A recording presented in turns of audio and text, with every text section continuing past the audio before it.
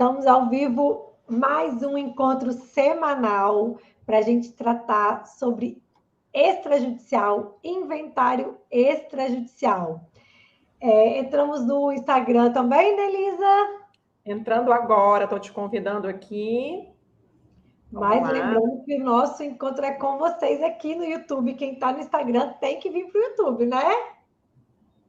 Exatamente. Instagram, todo mundo que está aqui com a gente, nosso encontro oficial, né, Vanessa Zanotti? Deixa eu abaixar aqui para não dar interferência. Nosso encontro oficial é aqui no YouTube, O link para quem está me seguindo aqui está no meu story, que vai jogar para o canal do YouTube da Vanessa.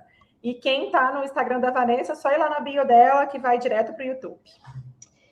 E a gente já está assim, né? Toda semana estamos aqui juntas, mas na semana que vem a gente vai ter uma mudança na data, porque nós fizemos uma enquete lá na comunidade Domínio Extra. Então, se você também não está na comunidade, o link está na bio, tanto na minha quanto na da Nelisa, para você ingressar na comunidade Domínio Extra. E lá nós fizemos uma enquete e o pessoal votou que o melhor dia para os nossos encontros semanais é na segunda-feira. Então, a partir da semana que vem, a gente vai transferir o encontro de quarta para segunda, porque, Elisa, eles mandam na gente, né? Nossa, a gente é muito obediente, né, Vanessa Zanotti? A gente é muito obediente, a gente fundou uma comunidade que tem quase 600 pessoas, já ultrapassamos 600, tá ali, né, beirando quase 600 pessoas do mercado imobiliário, da advocacia extrajudicial, muita gente super fera que eu fico assim, aprendendo, tá? Quando a gente ensina, a gente acaba aprendendo mais que ensinando, né? Hoje de manhã eu fui, como vocês sabem, todo dia de manhã eu vou para a academia cuidar da saúde. Quando eu voltei, juro, acho que tinha umas 120 mensagens e o pessoal já naquela correria do dia, eu falei, gente, o pessoal madruga aqui nessa comunidade, mas eu adoro. Depois vou ler todas as mensagens e estão surgindo vários casos concretos que depois eu e Nelisa vamos trazer para a gente conversar aqui nos nossos encontros, casos concretos muito interessantes, com vários detalhes que a gente vai destrinchar aqui para vocês. Exatamente. Nosso último encontro de quarta-feira, às 19h37, e a comunidade manda, a gente obedece. A gente vai pincelar um caso concreto que chegou, a análise profunda do caso não pôde acontecer, porque era uma mensagem dentro da comunidade, mas a gente vai trazer uma pincelada desse caso concreto que chegou para a gente hoje, também aqui na aula de hoje. Perfeito. Pessoal, e também na aula de hoje, no final da aula, a gente vai trazer uma grande novidade em razão de várias mensagens que eu e Nelisa a gente tem recebido nas últimas semanas.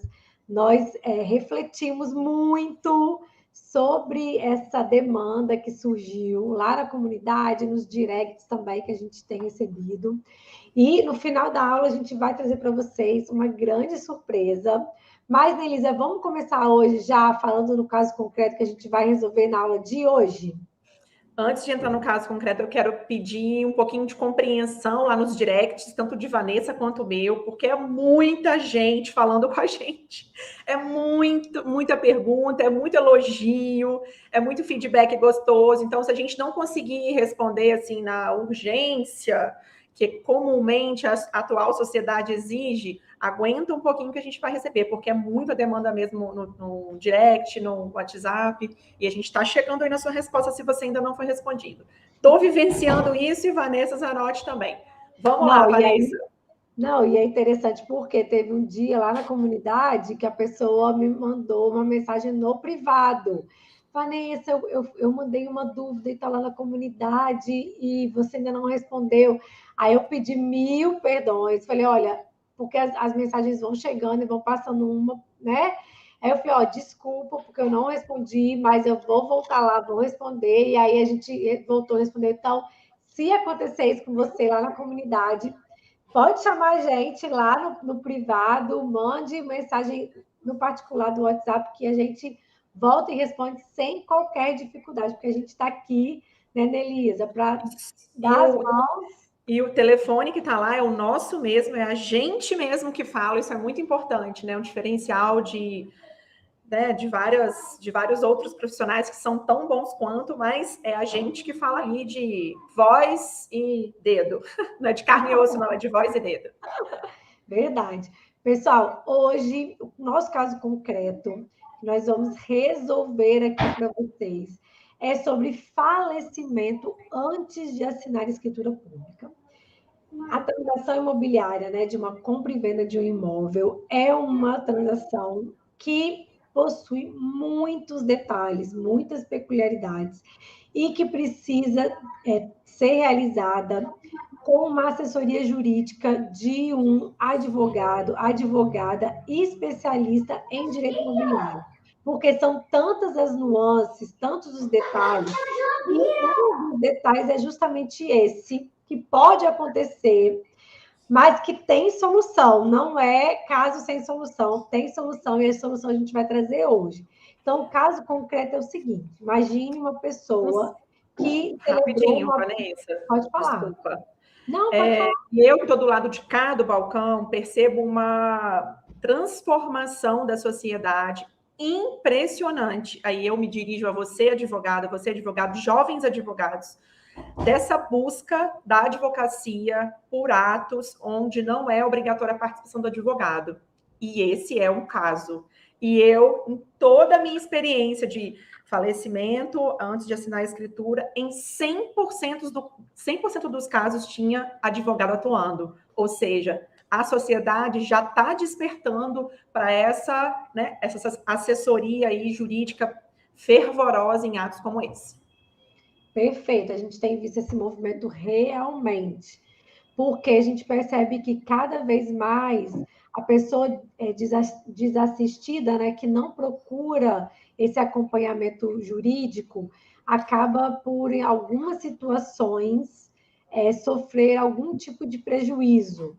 Então, a gente percebe que as pessoas estão começando a enxergar a importância de ter um advogado, uma advogada especialista na área, para trazer justamente segurança jurídica à transação imobiliária, que, na maior parte das vezes, envolve quantia, um valor considerável, um valor alto. Então, a pessoa pensa, reflete, né? Eu vou colocar aqui esse valor que, para mim, representa muito, às vezes também representa uma concretização de um sonho, que é adquirir um imóvel. Algumas vezes é um investimento que a família faz mesmo. Então, quanto maior a segurança jurídica que você tiver sobre aquela situação, aquela transação, melhor para você, para que você não tenha prejuízo depois. Porque eu já atuei em um caso particular que não teve como reverter, e a pessoa, infelizmente, teve um prejuízo considerável. Então, assim, porque entrou uma indisponibilidade na matrícula depois que ela pagou o sinal. Então, a gente imagina, uma disponibilidade de uma ação de improbidade. Gravíssimo, né? Então, muito complicado. O pessoal está chegando, a Andresa lá de Linhares, que eu já gravei. A Elis, boa noite. Elis, depois fala para a gente de onde que você é, que nós já vamos começar a se conhecer aqui, hein, gente? Então, vamos lá. O caso concreto é falecimento antes de assinar a escritura pública. Então, o caso, a pessoa adquire um imóvel, né, a propriedade de um imóvel, formaliza por meio de um contrato particular de promessa de compra e venda, e aí é definida ali a forma de pagamento parcelada. A pessoa que adquiriu, o comprador, ele quita todas as parcelas, né? Comprador ou compradora, quita todas as parcelas. Essa pessoa já está morando no imóvel, porque a posse, né, foi atribuída ali na promessa, foi atribuída antes da quitação, um exemplo, e aí acontece o falecimento do vendedor antes de lavrar a escritura pública. o que fazer nesse caso concreto. Qual é a solução? Será que a solução é incluir esse imóvel no inventário do vendedor? Será que essa é a solução ou não? E aí, antes da gente entrar na resposta, nós vamos passar por 3 pontos importantes que vocês precisam conhecer no que tange à transação imobiliária referente à compra e venda de um imóvel. Então, a gente vai passar em 3 pontos que vocês precisam conhecer e depois a gente vai entrar na solução. Começa no primeiro, que eu vou ficar no segundo, que é meu setor. Então tá, Júnia, boa noite, Júnia. Júnia está lá na comunidade também. Falou que estava com um bebezinho, eu acho, mas que deu para... Agora já está aqui com a gente. Então, vamos lá, pessoal. O primeiro ponto que a gente tem que comentar com vocês é que ainda existe muito desconhecimento sobre a necessidade de lavratura de escritura pública de compra e venda. Muitas pessoas ainda pensam que podem formalizar uma compra e venda por meio de um contrato particular. E aí eu estou falando da compra e venda mesmo. Obviamente, a promessa, né, de compra e venda a gente pode fazer pelo contrato particular, mas quando a gente vai para compra e venda, nós temos uma regra clara no Código Civil que estabelece que deve ser efetuada a lavratura da escritura pública em qualquer tipo de transação imobiliária acima de 30 salários mínimos. Então, se o imóvel ele possui o valor acima de 30 salários mínimos, você tem que lavrar a escritura pública. Por quê? E aí vai encaixar justamente na próxima etapa. Então, antes da gente falar o porquê, anotem aí o artigo do Código Civil que trata sobre essa necessidade. É o artigo 108 do Código Civil que estabelece expressamente a necessidade de lavratura de escritura pública. Pessoal, importante, se você não lavra a escritura pública de compra e venda, depois você não vai passar para essa segunda etapa que a gente vai trazer para vocês, que é a etapa que vai conferir propriedade do imóvel, ok? Pessoal, qualquer dúvida que vocês tenham durante aqui nosso encontro, vocês podem colocar no chat aqui do YouTube, que a gente vai responder tudo, tá? Para vocês, sobre esse passo a passo que a gente está tratando hoje. A Júlia está aqui, ó. Estou aqui. Ela está aqui, ela tem 2 anos, está lendo o livrinho dela. Muito bom, Júlia. As duas estudando, né? Uma na leitura e a Júnia aqui com a gente. Vamos lá.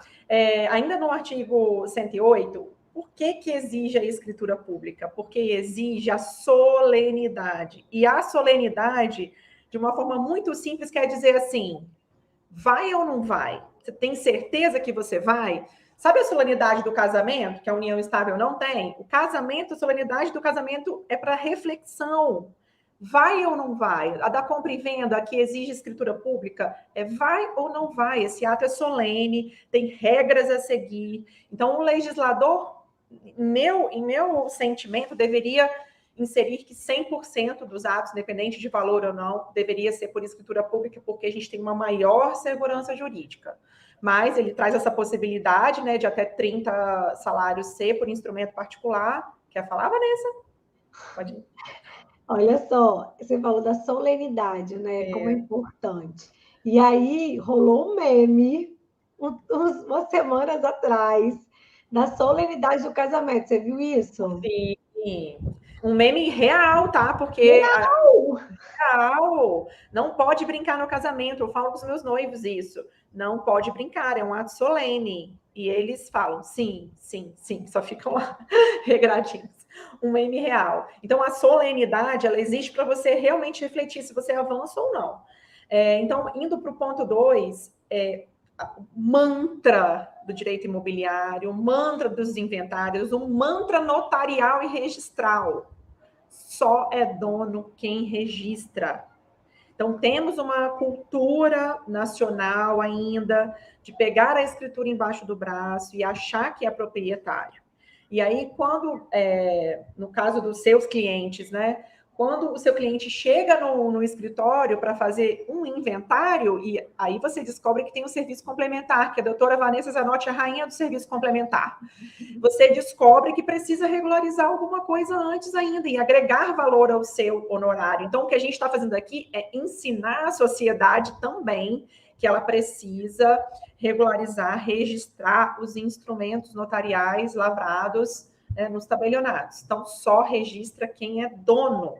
Mantra notarial e registral. Nelisa, e é tão importante, porque a gente já escutou muito a pessoa falar, não, mas tá tudo certo, tá tudo certo. Quando você vê, a pessoa só tem a escritura pública de compra e venda. Bom, pelo menos ela tem escritura pública, né, de compra e venda, não é um contrato particular, mas às vezes acontece da pessoa ter um contrato particular de compra e venda. Aí o negócio é pior assim ainda, né? Mas pode falar. Não, pode falar. Não, a escritura pública, ela é muito, mas ela vai perdendo a força dela, não perdendo a força, porque ela vai continuar no mesmo patamar de força, mas ela vai meio que puindo, não sei se esse termo é um termo comum aí nos outros estados, porque você lavrou a escritura lá em 1990, em 2022 você não registrou. Já vivenciei uma escritura que foi lavrada 10 anos atrás, que não tinha sido registrada. A gente levou a registro e simplesmente eram 57 folhas de nota de exigência. A gente precisa também ter esse cuidado de... a gente falou no primeiro ponto, a pessoa colocar a escritura embaixo do braço e ir embora, achando que é proprietário é um problema, e a outra vou registrar depois, também é um problema, porque aquela escritura que sai do tabelionato, perfeita para ser registrada, ela se torna um pepino depois e ainda colocam a culpa no cartório que não fez direito. Então, a culpa não é do cartório, a morosidade, né, a falta de diligência em se dirigir o registro de imóveis gera muitos ônus, muito. E o imposto é um deles, né? Porque a avaliação lá em 1990 era uma, se você não recolheu o ITBI, em 2022 vai ser totalmente diferente. Então, a economia que se tentou fazer lá atrás, se buscou, de repente, normalmente diz respeito a faço depois, porque é caro, acaba virando um bolo agora. Então, e outro ponto também interessantíssimo que eu estou vivendo agora, nesse momento, é referente a IPTU. Por quê? Eu estou com 2 casos concretos de pessoas que compraram imóveis na década de 80 e simplesmente esqueceram, assim, que haviam adquirido aquele imóvel. Só que o que acontece? Quando a gente vai para a legislação tributária do município, a maioria, né, dos códigos, não vou dizer todos, porque eu não conheço todos os códigos de tributários municipais dos municípios todos, mas a maioria dos municípios, eles incluem no Código Tributário Municipal na verdade, o IPTU ele pode ser cobrado tanto do proprietário registral, quanto do possuidor, quanto da pessoa também que adquiriu por meio de uma escritura pública. Então, quando aconteceu, né, muitos, lá na década de 80, os loteamentos, as pessoas compraram os lotes e não levaram a registro, essas pessoas não registraram. Então, na matrícula, você vai olhar, a matrícula está com o proprietário ainda as loteadoras. Só que as loteadoras, elas têm obrigação de informar para o município quem é o responsável tributário daquele imóvel. Então, as loteadoras, em regra, elas pegam essas escrituras públicas e já informam para o município. Então, perante os municípios, o cadastro municipal ali já está em nome dessa pessoa que comprou lá em 1980. Só que uma pessoa se mudou, não atualizou, né, nem sabia que o IPTU estava em nome dela, hoje elas têm dívida de IPTU sem saber. Só que hoje o que está acontecendo? Os municípios, as procuradorias municipais, elas estão levando esse débito, né, já em dívida ativa, para o cartório de protesto. E aí o cartório de protesto, ele tem mecanismos de encontrar essas pessoas. Então, as pessoas estão recebendo o quê? Notificação de protesto e elas levam um susto porque ela nem lembra mais daquele imóvel. E aí procuram o advogado especialista em direito imobiliário para resolver essa situação. Eu até falei que hoje, depois aqui do nosso encontro, eu vou voltar lá nos meus stories para contar como que eu estou resolvendo esse caso concreto, mas olha só como que você deixar de registrar essa aquisição desse imóvel, né, ficar só com a escritura pública de compra e venda, pode te causar muita dor de cabeça no futuro, muita mesmo. E entrando no item 3, fala um pouquinho aí, Vanessa, para a gente sobre essa questão tributária, da promessa de compra e venda, a discussão que tem atualmente ainda não solucionada. Então, o que acontece? A gente já passamos pelo primeiro ponto, que é necessidade de escritura pública. Agora a gente passou pelo segundo ponto, que só é dono quem registra.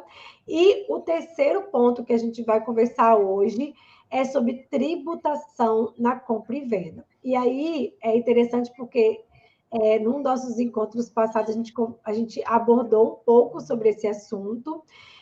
Quando a gente faz a compra e venda, o imposto que incide é o ITBI, que é o imposto municipal. E aí, pessoal, de acordo com, vamos colocar assim, o CTN, né? E essa tributação, ela tem que ser feita no momento lá da transmissão da propriedade, que acontece com o registro. Então, em tese, você pode lavrar a escritura pública de compra e venda sem a comprovação do recolhimento do ITBI. Olha como é totalmente diferente quando você lavra uma escritura pública de inventário e partilha.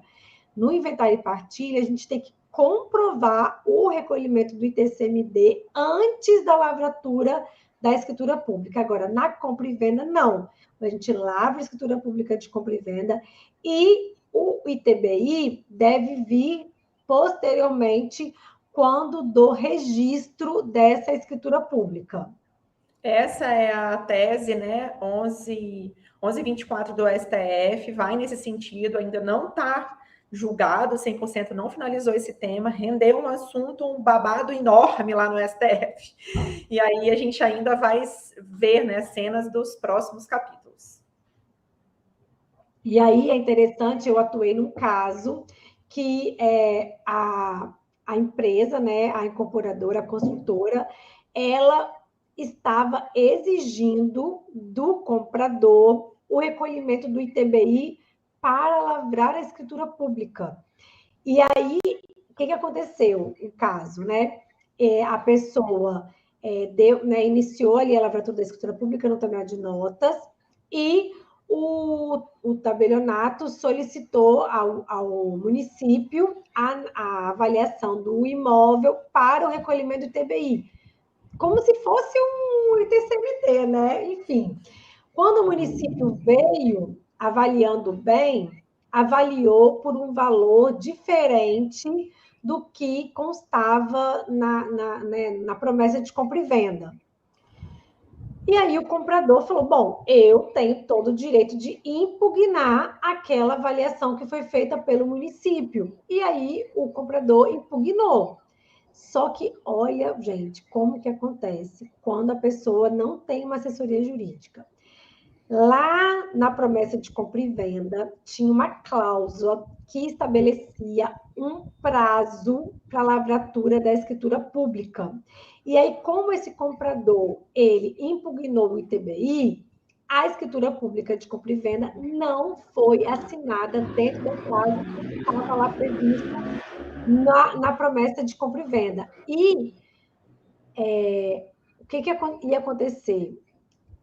A construtora, em razão desse descumprimento do prazo, veio cobrando uma multa de R$30 mil do comprador.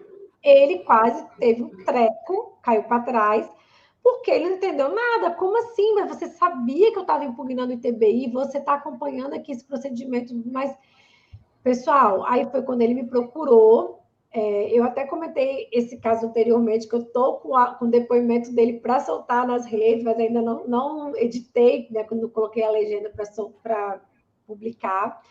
Mas ele me procurou desesperado, e aí eu fui entendendo o caso e falei, bom, mas olha só, que estranho essa obrigatoriedade de recolhimento ITBI antes da escritura pública, porque o ITBI tem que vir só no momento do registro.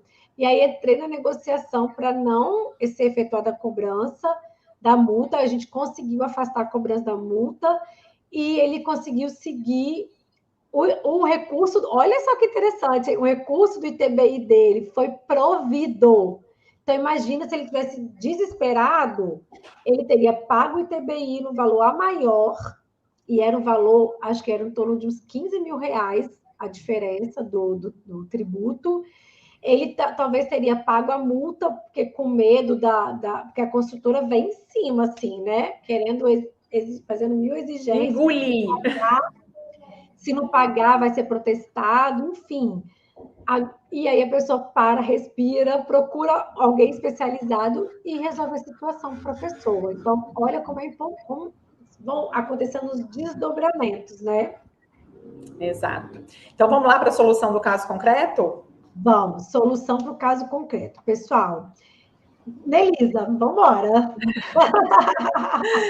Então, a gente indo direto ao ponto, a previsão no artigo 1418 do Código Civil, que fala exatamente assim: o promitente comprador, titular de direito real, pode exigir do promitente vendedor ou de terceiros a quem os direitos deste forem cedidos a outorga da escritura pública de compra e venda, conforme o disposto no instrumento preliminar, e, se houver recusa, requerer ao juiz a adjudicação do imóvel. Pode Perfeito. seguir. Então, vamos lá. Pode ir. O que a pessoa tem que fazer, então, gente? Morreu o vendedor, desesperou total. O que eu vou fazer? Vai para o inventário, vai para o inventário. Pessoal, não vai para o inventário. A pessoa que comprou vai aos herdeiros e solicita que os herdeiros, com base no 1418 do Código Civil, os herdeiros vão assinar a escritura pública de compra e venda, representando essa pessoa que faleceu. Isso está ali previsto no Código Civil. Se os herdeiros se negarem, se recusarem, não vamos fazer isso, não vamos assinar nada, porque, enfim, não entender né, a lei que está prevista na legislação, diante dessa recusa, você vai poder se utilizar da adjudicação compulsória. Quando o Código Civil foi promulgado, né, só existia a adjudicação compulsória judicial. Mas a partir... Vamos lá. Quem não está aqui com a gente está achando, né, que não está atualizado na nova legislação, que vem uma bomba em 2022 aí, vai ver essa cena e vai entrar na justiça, lá no judiciário, coisa que a gente não quer. Você que está aqui com a gente sabe, aprendeu que existe essa possibilidade de entrar judicialmente, a gente já sabe, é antigo, e também requerer a adjudicação compulsória no extrajudicial, passando pelo tabelionato de notas. Lá, a adjudicação, o procedimento lembra um pouquinho a uso capião. Passa pelo tabelionato de notas para fins da confecção da ata notarial e depois processa dentro do registro de imóveis. Então, se os herdeiros não quiserem honrar, ou o próprio promitente e vendedor, né, que no caso de não ter falecido, se ele não quiser honrar, também existe essa possibilidade da adjudicação, tanto no judicial quanto no extrajudicial. E a novidade do extrajudicial vem da lei da alteração, que é a lei 6.015, né, que é a lei dos registros públicos teve agora em 2022, através da lei 14.382, que trata, assim, movimenta a lei 6.015 de ponta a ponta, trata de registro de imóveis, trata de registro civil, trata das várias especialidades de cartório. Então, essa novidade veio agora em 2022. Exatamente. E a adjudicação compulsória extrajudicial, ela surgiu retirando, na verdade, quando ela surgiu, veio a desnecessidade da lavratura da ata notarial. Só que depois teve, acho que foi a derrubada do veto, né, Nelisa? Isso, que trouxe a necessidade de você lavrar a ata notarial como um procedimento de uso capião. Você vai ter que primeiro fazer uma etapa no tabelionato de notas para depois ir para o registro de imóveis. E isso trouxe muita segurança, porque para você utilizar a adjudicação compulsória extrajudicial, você tem que preencher alguns requisitos. E aí, pessoal, a gente vai mencionar o artigo da 6.015, que foi alterado pela 14382, e depois a gente vai trazer julgados para vocês. E lembrando que quem está lá na comunidade Domínio Extra vai receber esse material, como sempre, como todos os encontros semanais que a gente fez, né? Nas semanas passadas, a gente sempre entrega depois o material escrito para quem está lá na comunidade. O pessoal está colocando aqui, ó, observação no chat do YouTube. A Andresa falou sobre a questão dos 30 salários mínimos, que não está ligada no valor convencionado entre as partes, mas sim no valor real do imóvel, avaliação. Isso é importante, Andresa, também, e é um tema que a Nelisa sempre aborda, sobre essa questão do valor do negócio jurídico, né? Como é importante a gente cada vez mais propagar a necessidade de as pessoas utilizarem o valor real nas negociações imobiliárias, porque existe, obviamente, o tributo, o município vai fazer, no caso, né, de compra e venda, o município vai fazer a avaliação do valor real. Então, não adianta você pensar que vai conseguir pagar um ITBI menor, porque hoje não rola essa situação. Exatamente. O fisco está cada vez mais atualizado nos valores dos imóveis. A gente ainda não tem uma conexão entre municípios e Estado, mas isso deve estar muito próximo de acontecer, o que vai fazer com que fique mais real ainda as avaliações. Então, recomendo sempre, eu falo disso sempre, declare sempre o valor real. Declare sempre o valor real que você não vai ter preocupação em justificar nada, né? Porque vai estar tudo certinho.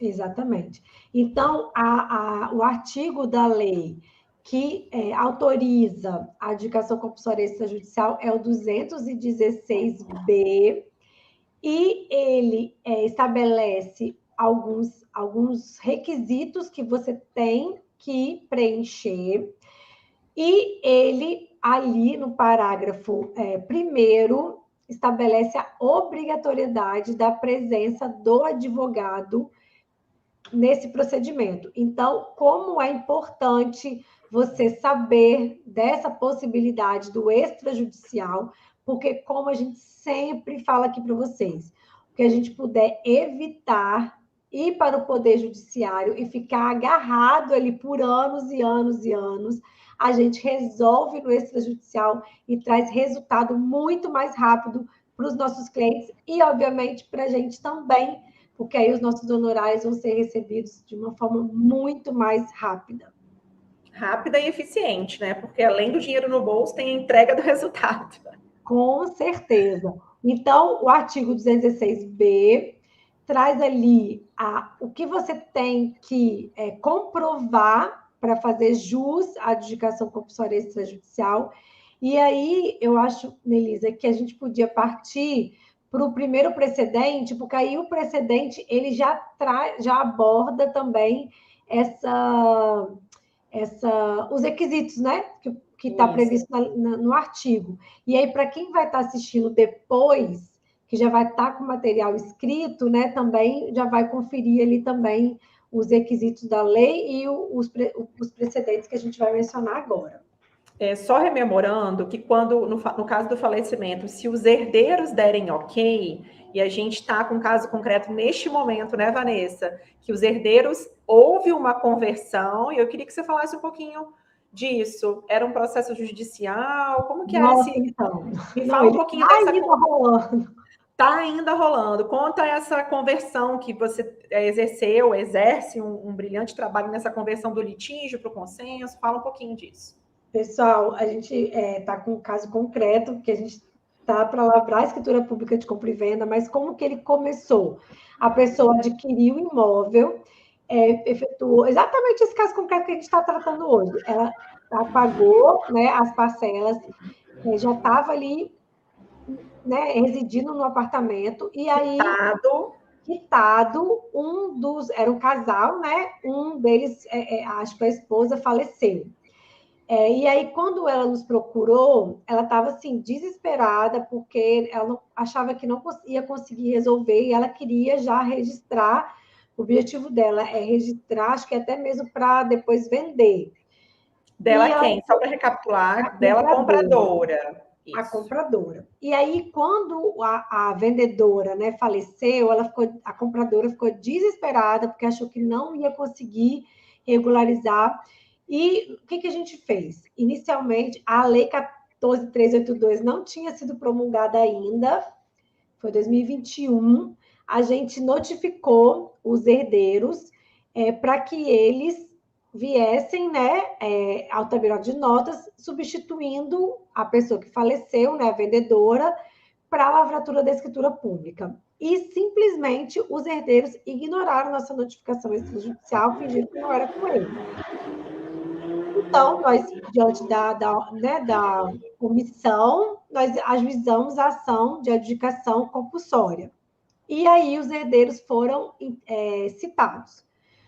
Quando eles foram citados, veio a contestação, e na contestação o advogado vem relatando: não, mas não houve recusa, não tem recusa, coisa nenhuma. Eu falei, bom, então eu estou ficando doida, né? Eu pensei, porque a gente notifica a pessoa ignora, você não consegue falar, não consegue...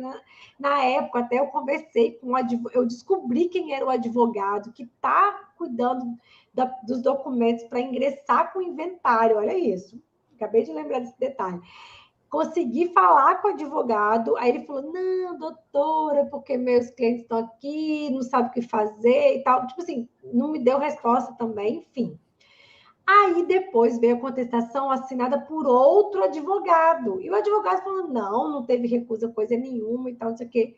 Falei, bom, meu Deus. Aí eu liguei para esse outro advogado, doutor, olha só, o senhor entrou agora, apresentou a defesa na adjudicação compulsória, só que olha só, eu tenho uma história com esse outro advogado falando de tal, a gente mandou a notificação, os herdeiros não responderam, eu entrei em contato com o advogado do doutor fulano, ele falou que não ia assinar a escritura pública, e agora o senhor veio na defesa falando que não teve recusa. Como que não teve recusa?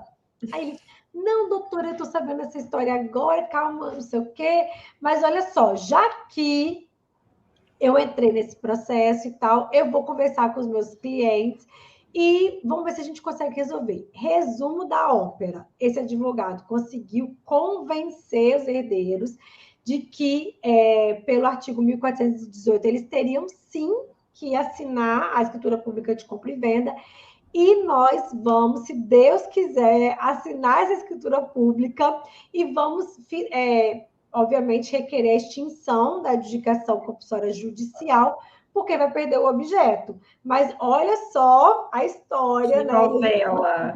Levar para o extra, graças a Deus, e finalizar. Foi a vibe do advogado novo, é a nossa vibe, né? Para que ficar com esse treco no judiciário? Vamos resolver isso no extra, porque se ele tivesse um perfil diferente, estaria lá, batendo boca para no final o juiz ordenar que fosse transmitido. Então ia chover no molhado. Mas enfim, então a gente trouxe casos concretos aqui de 2021, TJ Rio, e eu negritei uma parte que foi julgada em 13 de maio de 2021. Negritei a seguinte parte. E aí, se você quiser ter acesso ao inteiro teor, né, dessa ementa, entra na comunidade do Domínio Extra, que por esses dias a gente está enviando o mesmo material que a gente usa de checklist aqui para acompanhar, o mesmo estudo que a gente fez para trazer essa aula para você, você recebe.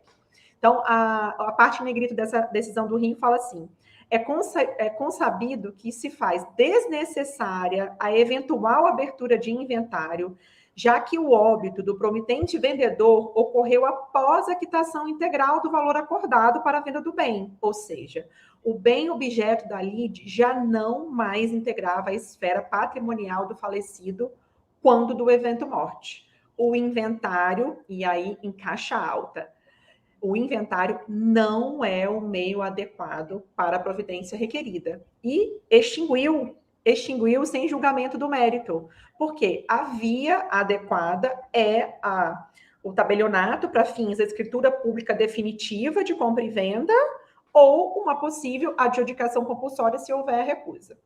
Perfeito, Nelisa. E aí a gente tem que lembrar o seguinte, se você é advogado, você precisa conhecer, porque imagina você pega um caso que os herdeiros levam para você esse imóvel, né? E esse imóvel já foi objeto de um contrato particular, né? De uma promessa de compra e venda. Então, você precisa entender que, em razão dessa promessa de compra e venda que foi celebrada, houve a quitação integral do preço antes do falecimento, você não vai incluir esse imóvel no inventário. Você deve proceder à lavratura da escritura pública, e não se recusar para que você não sofra uma adjudicação compulsória, não é isso? Exatamente. Temos também mais um caso de 2021 do TJ Minas. Negritei a parte. Na ação de adjudicação de imóvel, a procedência do pedido inicial exige a prova do compromisso de compra e venda assinado pelas partes, da quitação do contrato e da recusa do promitente vendedor. Então, também, Vanessa, não cabe ao advogado, à advogada, entrar com uma ação, se for o caso, né, de adjudicação compulsória ou no extrajudicial, só com compromisso e com a quitação. Precisa notificar os herdeiros para que eles se manifestem nesse sentido. Vamos consensualmente assinar a escritura definitiva ou vamos ter que iniciar uma adjudicação compulsória? Então, são 3 requisitos. O contrato, o instrumento particular ou escritura pública de compromisso de compra e venda, a quitação e a recusa, se for para ir para adjudicação compulsória. Se for para assinar diretamente a escritura de compra e venda definitiva, basta um instrumento de compromisso de compra e venda e a quitação integral da aquisição. E aí a gente trouxe também um julgado de 2021 que fala também mesmo entendimento. Segue a mesma linha. Exatamente. E esse de 2022, que é bem interessante, que fala sobre a necessidade de você ter realizado a transação, na verdade, a venda da propriedade. Por quê? Nesse julgado aqui do TJ do Acre, as partes elas não negociaram a propriedade, mas sim houve uma cessão de direitos hereditários.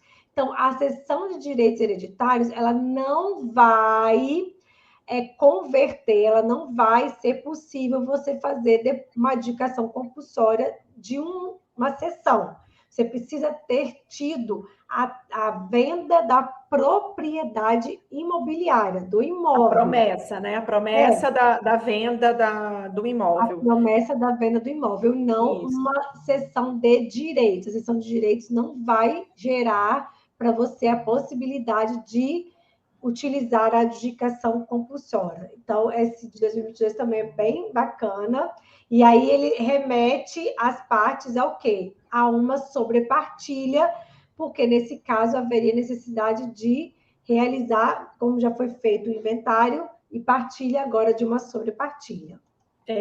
Esse julgado é de outubro de 2022. Então, numa situação normal em que não tivesse sido feito o inventário, o juiz, na decisão, o julgado vai no sentido de se houve uma transmissão de direitos, né, através da cessão de direitos hereditários, esse instrumento, cessão de direitos hereditários, não é apto à adjudicação compulsória. O que é apto à adjudicação compulsória é um compromisso de promessa de compra e venda, não é uma cessão de direitos hereditários. Então, ele manda para inventário. No caso concreto, manda para uma sobrepartilha, mas no caso tradicional, a gente mandaria para o inventário esse bem, passaria a propriedade dos herdeiros, e aí sim eles transmitem para esse terceiro. E, Isso é um pessoal, alerta, tá? Vanessa, desculpa. Isso é um alerta para você não acionar o judiciário com uma cessão de direitos hereditários, tentando com que ela faça o papel de um compromisso de compra e venda. A gente trouxe alerta julgado em outubro de 2022 justamente para você que está buscando ser um especialista não cometer esse erro, porque aqui o erro foi cometido nesse julgado. Exatamente. E, pessoal, sobre cessão de direitos hereditários, eu e Nelisa, a gente fez um encontro específico sobre esse tema, tá no meu canal, no canal dela também, e tá, assim, muito detalhado para você assistir e aplicar a cessão de direitos hereditários com todas as peculiaridades ali devidamente analisadas.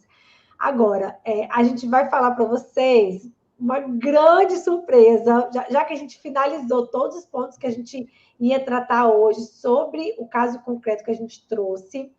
Agora é o momento da gente revelar para vocês o que a gente iniciou a reflexão já tem umas 2 semanas, de tantas mensagens directs que a gente recebeu do pessoal, justamente sobre casos concretos. A gente percebeu que muitos colegas precisam de um acompanhamento mais próximo, mais detalhado ali, bem mais Profundo. Acho que é próximo também, né? De estar mais próximo com a gente, tanto mais próximo de mim, de Nelisa. Então, nós decidimos que nós vamos apresentar para vocês uma mentoria, e o nome da mentoria é Mentoria IEP, que é Inventário Extrajudicial na Prática. E foi muito... Bom, fala. A gente percebeu que muitos advogados e advogadas têm o cliente, já tem, porque um grupo de advogados sente dificuldade na captação. Então, a gente percebeu um outro perfil de advogado que, neste momento, está com o cliente, já tem o cliente, mas não sabe como seguir.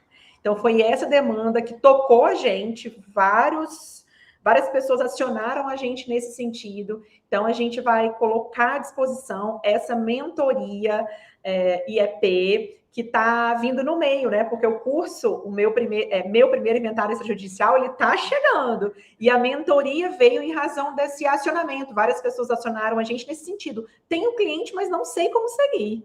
E aí, a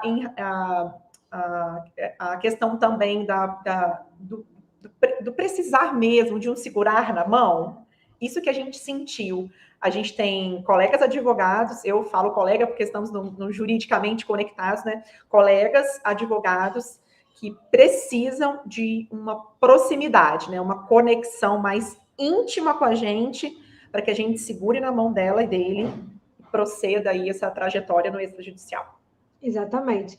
E nós estamos finalizando os últimos detalhes dessa mentoria, da mentoria IEP, e nós vamos marcar com o pessoal que está interessado uma reunião ao vivo para a gente apresentar para vocês o que vai ser a mentoria IEP.